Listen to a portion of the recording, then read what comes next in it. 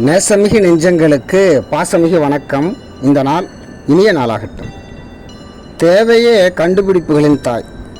Necessity is the mother of invention அப்படிங்கிறது ஒரு அனுபவ மொழி தான். இங்கே ஒரு சுவையான சம்பவத்தை தெரிஞ்சுக்கலாம். இந்த உலகத்தில் இருக்கக்கூடிய உயிரினங்கள் ஒவ்வொன்றும் ஒவ்வொரு விதமாக சண்டை போட்டுக்கிறது இயற்கை தான். ரெண்டு கோழிங்க சண்டை போட்டுக்கிட்டால் ஆயுதமாக பயன்படுத்துறது அதோட கால் நகங்கள் தான். இந்த பாதிப்பு நமக்கு தான். கோழிங்க சண்டை போடாமல் இருந்தால் தான் நிறைய முட்டைகள் இடுமா. கோழி பண்ணை வச்சுக்கிறவங்களுக்கு இது ஒரு பிரச்சனை. பண்ணையில் இருக்கிற கோழிகளுக்குள்ளே அடிக்கடி சண்டை வந்துடும். அதனால் முட்டை உற்பத்தி குறைஞ்சிடுது. பண்ணையில் போய் உக்காந்துக்கிட்டு தினமும் பஞ்சாயத்து பேசிகிட்டு இருக்க முடியுமா என்ன? அது முடியாத காரியம்தான். அமெரிக்காவில் கோழி பண்ணை வச்சுருக்க ஒருத்தர் இதை பற்றி யோசனை பண்ணி ஒரு வழியையும் கண்டுபிடிச்சார்.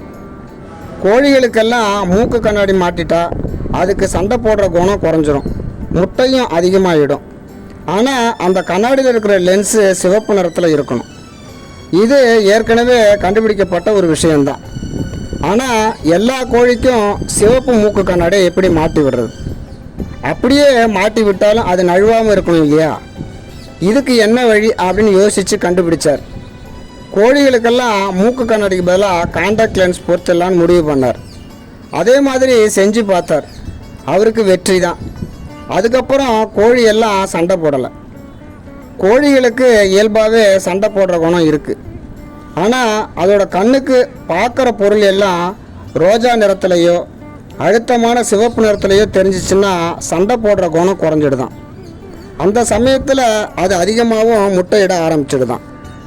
இது ஏன் அப்படிங்கிறது மட்டும் விஞ்ஞானிகளுக்கு பிடிபடாத விஷயமாக தான் இருக்குது. எப்படியோ அமெரிக்க கோழியெல்லாம் காண்டாக்ட் லென்ஸு பொருத்திக்க ஆரம்பித்தாச்சு. கோழி கழுத்தை பிடிச்சிக்கிட்டு ஒரு சில வினாடிகளில் இதை பொருத்திடுறாங்க. கோழியோட ஆயுள் முழுக்க அது அப்படியே இருக்குமா. பண்ணையில் முட்டை உற்பத்தி குறைஞ்சா இந்த மாதிரி விஞ்ஞானபூர்வமாக பரிகாரம் தேடுறது நல்லது தான். சரிங்க, இந்த பண்ணை கதை திண்ணை கதையெல்லாம் எதுக்கு சொல்கிறீங்கன்னு கூட கேட்கலாம். வாய்ப்புகளில் பிரச்சனைகளை தேடாமல் பிரச்சனைகளில் வாய்ப்புகளை தேடுறவங்க தான் ஜெயிக்கிறாங்க. இந்த அனுபவ மொழியை சொல்லத்தான் இந்த அழகான பதிவு. தெரிந்து தெளிந்து செயல்படுவோம். அப்படிதான் நம்ம தெரிஞ்ச முட்டை வியாபாரி ஒருத்தர் பள்ளிக்கூடத்துக்கு போனார். டீச்சர், என் பையன் மார்க்லாம் எப்படி வாங்குறான் அப்படின்னு கேட்டார். அவன் உங்கள் பையனாச்சு, நீங்கள் விற்கிறீங்க, அவன் வாங்குறான், அவ்வளோதான் வித்தியாசம் அப்படின்னாங்க டீச்சர் சிரிச்சுக்கிட்டு.